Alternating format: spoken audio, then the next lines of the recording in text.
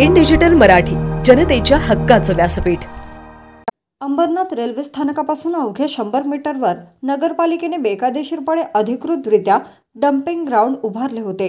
या डम्पिंगच्या विरोधात रिक्षा चालक मालक संघटनेने आज आंदोलन करत पालिका प्रशासनाला हे डम्पिंग ग्राउंड बंद करण्यास भाग पाडले।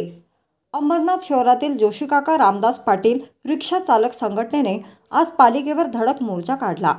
वारंवार पालिकेला निवेदन देऊन देखील पालिका अनधिकृत डम्पिंग बंद करीत नसल्याने रिक्षा चालकांना दुर्गंधी आणि आरोग्याच्या समस्यांना बळी पडावे लागते आहे। त्यामुळे संतापलेल्या जोशीकाका रिक्षा चालक मालक संघटनेने शहरातील हजारो रिक्षा बंद ठेवून पालिकेवर धडक मोर्चा काढलाय।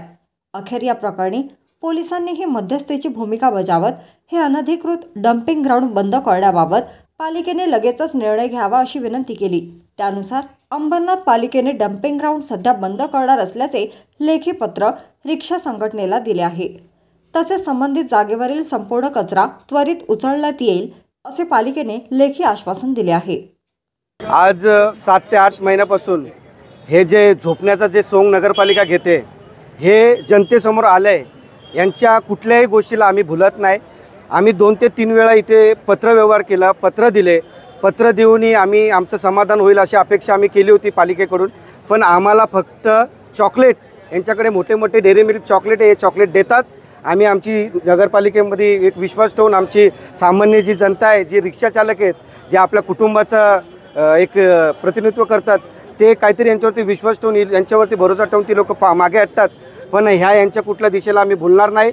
आणि आज आम्ही एक धडक मोर्चा काढला आहे। जोपर्यंत आमच्या ज्या मागण्या आहेत का बाबा तो डम्पिंग तिथून हटवा आणि डम्पिंग हटवल्यानंतर तिथे तुमची एकही डम्पिंगची गाडी आम्हाला दिसणार नाही।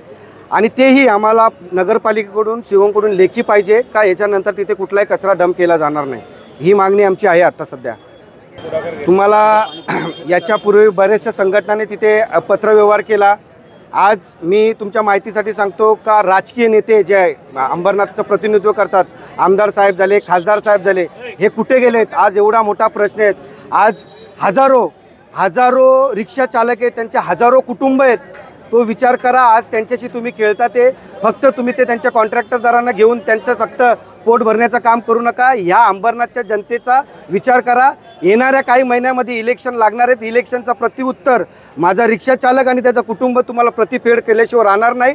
आणि साहेब, तुम्हाला माझं एक म्हणणं आहे, अंबरनाथमध्ये असे बरेचसे प्रश्न आहेत। सर्वात मोठा माझ्या महिलांचा, माझ्या सामान्य जनतेचा पाण्याचा प्रश्न आहे।